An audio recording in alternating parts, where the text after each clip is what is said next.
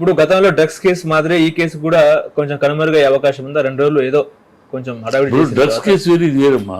Drugs కేసులో ఏంటంటే ఎందుకు కనుమరుగైందంటే డ్రగ్స్ కేసులో రూలు పెడ్లర్ పెడ్లర్ అంటే సరఫరా చేసేవాడు, హోల్డర్ స్టాక్ పెట్టుకున్నవాడు దోషులు, తీసుకున్నవాడు దోషి కాదు, ఈజ్ ఎ విక్టిమ్, బాధితుడి కింద లెక్క. తీసుకున్నవాడికి ఏంటంటే శిక్ష ఏంటంటే ఒక 6 నెలలు ఇన్హాబిటేషన్కి పంపించాలి. సో వాడిని శిక్షించడానికి లేదు, చట్టంలో లేదు. ఇవన్నీ మారాలి. ఈ చట్టాలు ఎప్పుడో తాత ఇది కాసిన రోజుల్లో ఆ కాలం నాటి చట్టాలు. పెడ్లరు, సరఫరా చేసేవాడు, స్టాక్ పెట్టుకున్నవాడు దోషి, తీసుకున్నవాడు దోషి కాదు, వాడు పాప బాధితుడు. ఈ చట్టంలో ఈ లూప్ హోల్స్ వాడుకుంటున్నారు. వాడు తీసుకున్నాడు బాధితుడు నాకు ఇంకేముంది, వాడికి ఓన్లీ రీహాబిటేషనే, అదే పనిష్మెంట్, వాడికి ఏమి వేరే శిక్ష లేదు.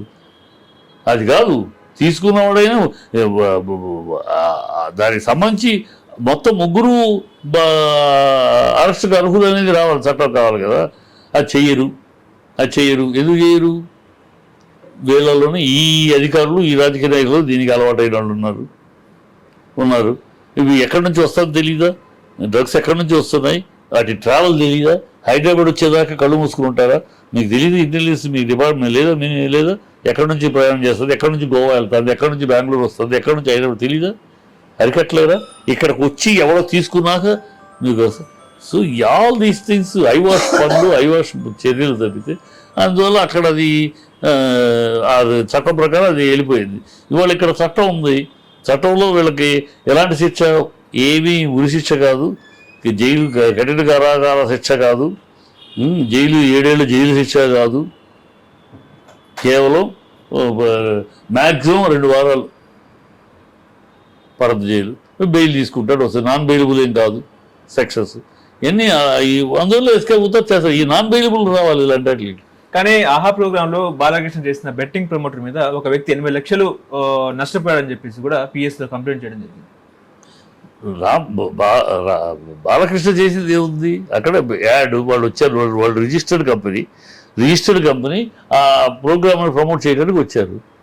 ప్రమోట్ చేయడం యాంకర్ చెప్తాడు అంతే. అని మీరు రిజిస్టర్ చేసేది మీరు. నువ్వు ఎవడో సెక్షన్ కేసు వేసినవాడు ఏదో బాలయ్య మీద కేసు వేస్తే వాడి పేరు బయటకు వస్తుంది వేయటం తప్పితే విషయ పరిజ్ఞానంతో వెయ్యాలి. అక్కడ ఏం జరిగింది అది ప్రమోట్ చేశారు వాళ్ళు. బెట్టింగ్ యాప్ వాళ్ళు ఈ ప్రోగ్రామ్ ప్రమోట్ చేశారు. బెట్టింగ్ యాప్ ప్రమోట్ చేయడానికి ఎలా వచ్చింది? అది ఒక రిజిస్టర్డ్ ఆథరైజ్డ్ కంపెనీగా వచ్చింది. గవర్నమెంట్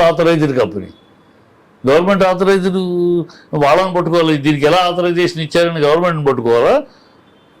ఆథరైజ్డ్ కంపెనీకి సపోర్ట్ అన్న బాలయ్య పట్టుకునే బాలయ్య పేరు ఆ ఆఫీసర్ ఎవడో వాడిని పెడితే మీకేమో మీడియాలో ఏం రాదు, బాలయ్య పేరు రాగానే వచ్చేస్తుంది. ఇది అంతకన్నా ఇంకేం లేదు.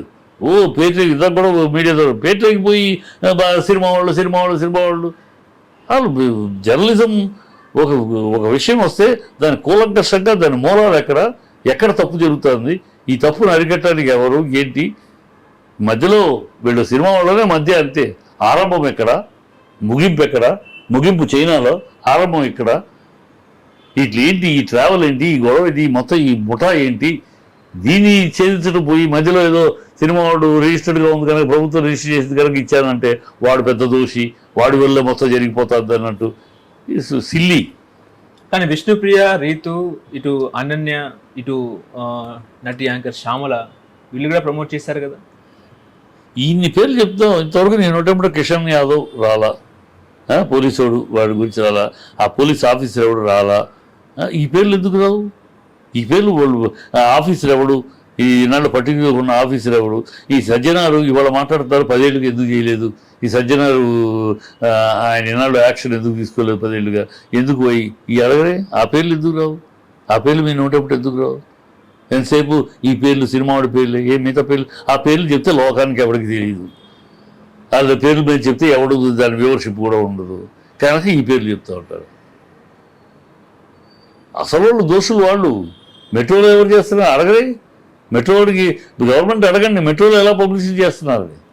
పబ్లిక్ ప్లేసు, పబ్లిక్ తిరగాడే ప్లేసు. రిజిస్టర్ కంపెనీ మీరే అన్నారు కదా. రిజిస్టర్ కంపెనీ మన రిజిస్టర్ కంపెనీ ప్రభుత్వం చేస్తుందే. ప్రభుత్వం ప్రాపగాండ చేస్తే ఈయన ప్రాపగాండ చేస్తే తప్పు వచ్చిందా? మా సినిమా వాడు చేస్తే తప్పు వచ్చిందా? మీ ప్రభుత్వమే చేసేస్తుంది.